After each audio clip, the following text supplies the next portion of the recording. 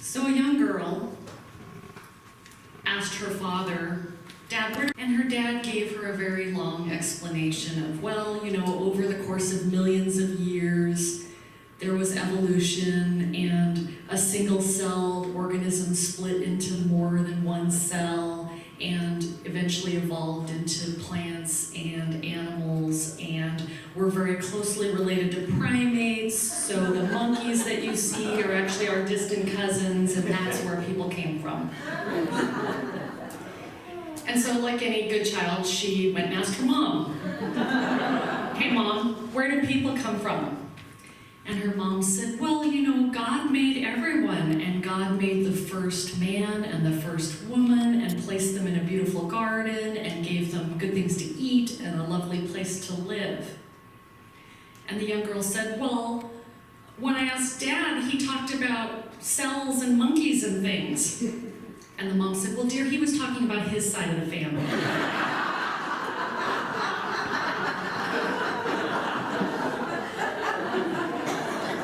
So if I haven't met you yet, my name is Audrey Pitchford. I'm very honored to be here all these Sundays in July. I am a licensed Unity teacher candidate, and I'm very appreciative of everyone's love and support in this community.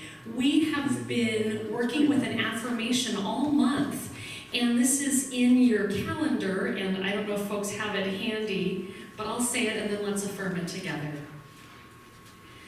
The affirmation is, I am a dynamic expression of God on the quest to know and reveal more of my true self. So let's say that together. I am a dynamic expression of God on the quest to know and reveal more of my true self. Thank you. So each Sunday we've been talking a little bit about some of these ideas. We talked about the power of I am. We talked about who and what God is, and last week we were on the quest. And so this week we're talking more about this idea to know and reveal more of my true self. What does that mean? Oh, and by the way, I'm a teacher, so I ask you all questions. So what does that mean to you, your true self? Laurie, and then Deb.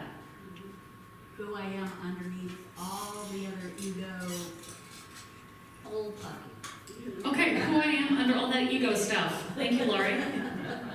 My true self of love and connectedness with all that is. Okay, yeah, my true self of love and connectedness with all that is. Thank you, Deb. Any other thoughts? I'm sorry? Values, what my values are. Yeah, thank you. And I saw Mariah, your hand. That part of you that hears and knows the truth. Yeah. What is happening around you. Okay, that part of me that hears and knows the truth regardless of what's happening. Hey, Lana. A divine child of God, a divine child of the Most High. Yes, absolutely. Thank you. Thank you. Yeah, Carol. How we treat others. Oh, yeah. What I do in relationship with others. Thank you, Carol. I love that Unity talks about the divine being everywhere, that God is all good, absolute, everywhere present, including in each human being, not just the people in this room, not just the people who attend Unity Church, but in everyone, in every situation, in every circumstance. And part of what I really like about that joke that I told this morning, I know all my jokes are cheesy, but part of what I like about that joke is that reminder that we're always human and divine, that even if we're having a human experience, that even if our humanity is showing up, that divine peace is present as well. I'm going to tell you a prosperity story this morning, part of my journey, becoming more and more to know my true self. And I'm going to start with the words of the master teacher. Jesus, our brother in Wayshore, is quoted in Matthew chapter 21, verse 22. Whatever you ask for in prayer with faith, you will receive. Whatever you ask for in prayer with faith, you will receive. We know that Unity's third principle, the law of mind action, that the thoughts we hold in mind produce after their kind. Our thoughts affect our experiences. So this is a story of what I believed and what I received. So here's what I believed.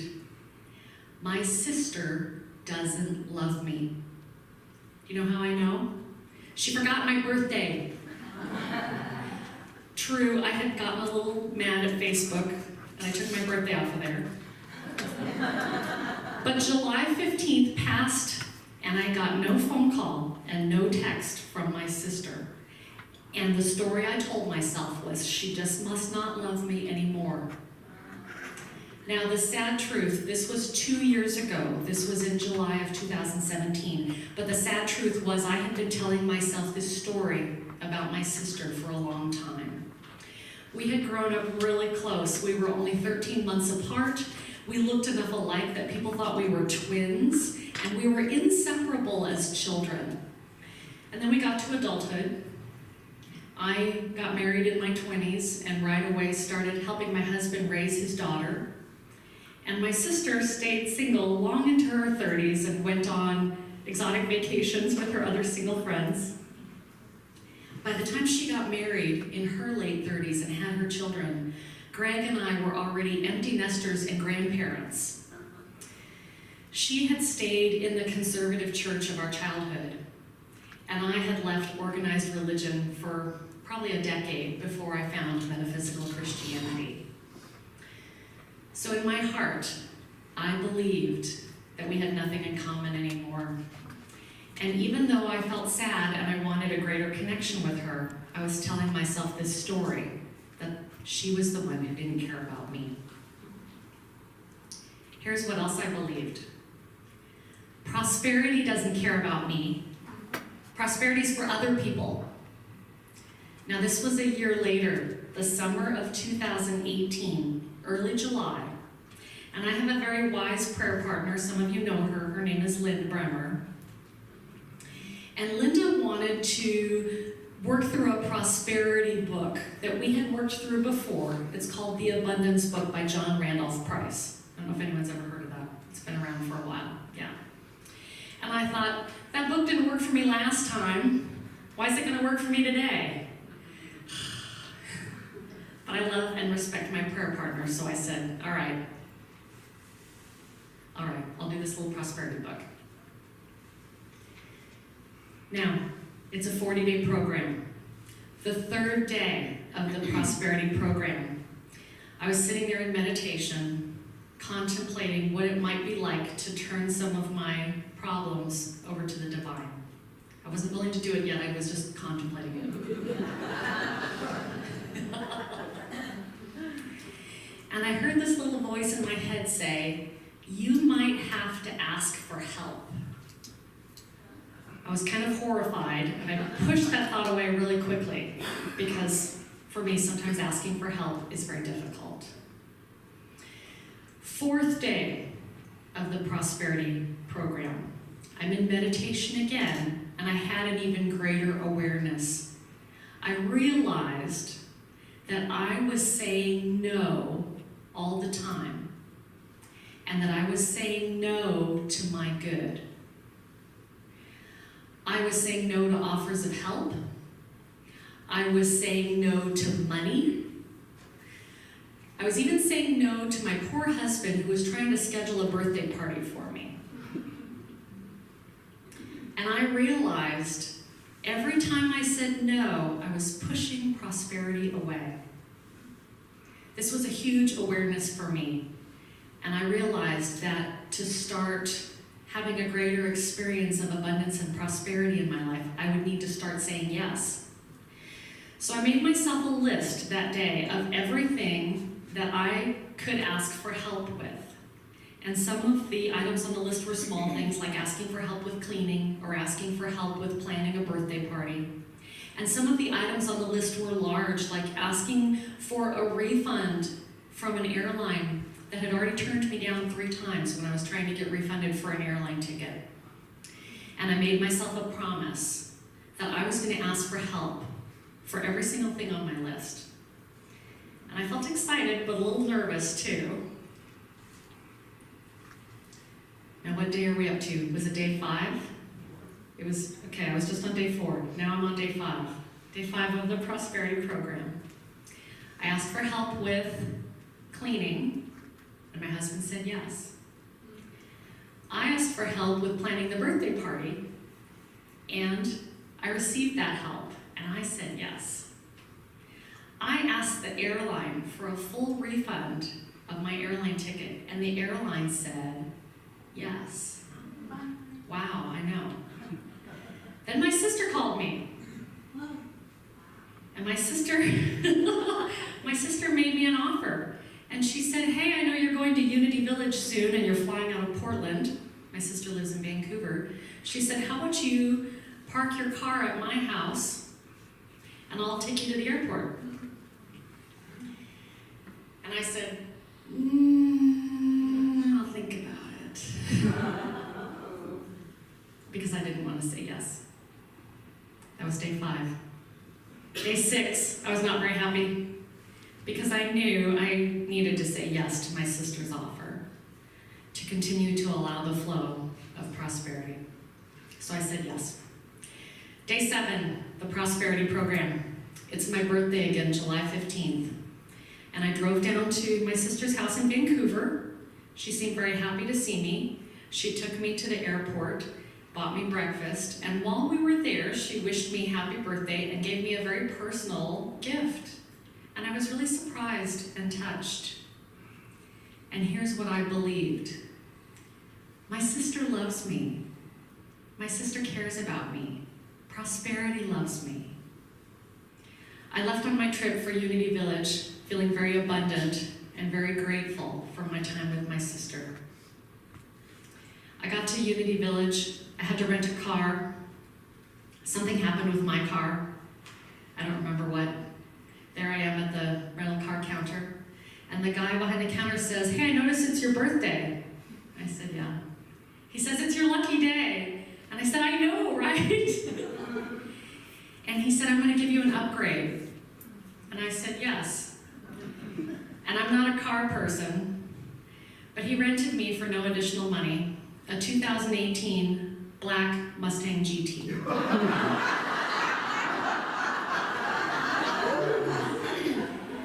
And friends, that car poured. It purred and roared at the same time. Yeah, it was pretty nice. When I got to the hotel at Unity Village, my friends from my class met me with wine and chocolate and strawberries. And I said yes. I continue to work with this lesson. It is still sometimes a challenge for me to accept my good. It is still sometimes a challenge for me to ask for help, to remember to allow that prosperity, that blessing to flow into my life. But I know that part of expressing as my true self, and part of each of us expressing as our true selves, is that we are each channels. We are each expressions of prosperity in our own lives and in the lives of others. And I know that we are interconnected, we're interdependent, that there are many times when we're all in the position of asking and we're all in the position of receiving. And my hope for each of us is that when we're in that position of being on the brink of receiving our good, that we say yes. We say yes when our good is coming to us. Because I know that we're each divine expressions of God on that journey, on that quest to know and reveal more of our true selves. So let's go ahead now and prepare for meditation. Thank you.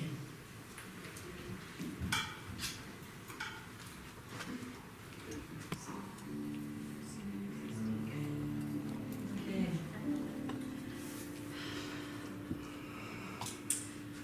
We're going to sing, yes, please, Tim, with a heartbeat. We're going to sing Listen, Listen, Listen to prepare for meditation. We're going to sing the words 3 times through, and the 4th time we'll come down a little deeper with oohs.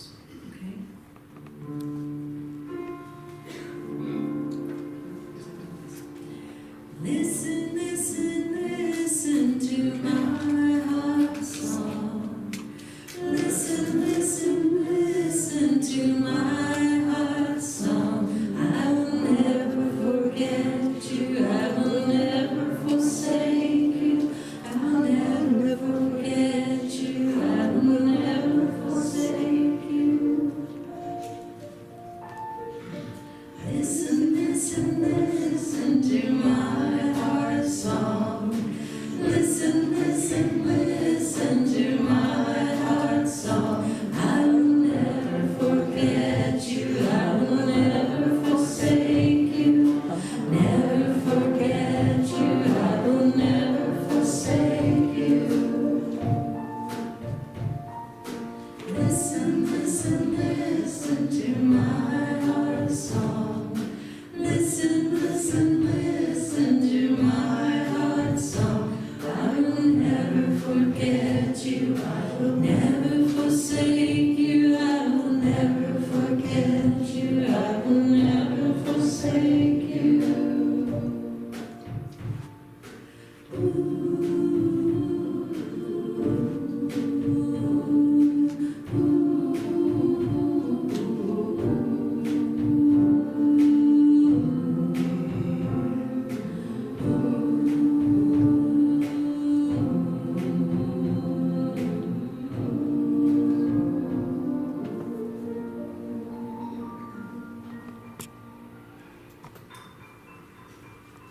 And so we relax into this present moment, into this space and time, knowing that we are always one with Source. We are always one with the Most High. We know that who we truly are, our true self, is always, always present, always visible to the divine. We know that in any human experience, our true self is present. We connect with the Most High, with each other, and with ourselves, recognizing that true self, recognizing that part of us behind the covering, that essence of our divinity that is always present. We are so mindful as we go throughout the day, bringing forth that divinity in our thoughts, in our words, in our actions, in our connection with each other. We are mindful of the truth. And as we prepare for our time in the silence, we focus on that awareness, the truth of who we are, that essence that is always present, the part of us that is connected to the Most High. And we focus on that essence in the silence.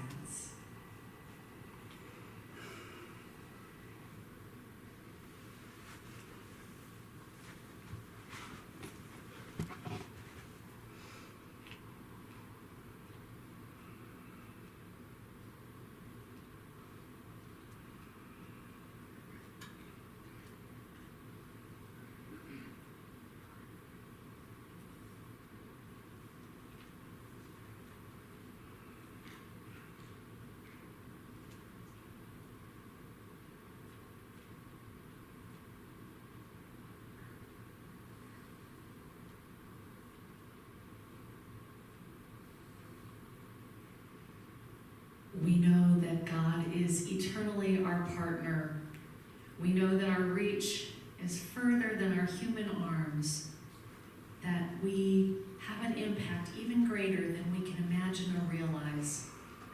We know that we are one with Source, always co-creating, always bringing forth something for our highest good and the highest good of all concerned. We recognize this divinity in all situations, in all circumstances, in all people. And we're so grateful for this awareness. And so it is.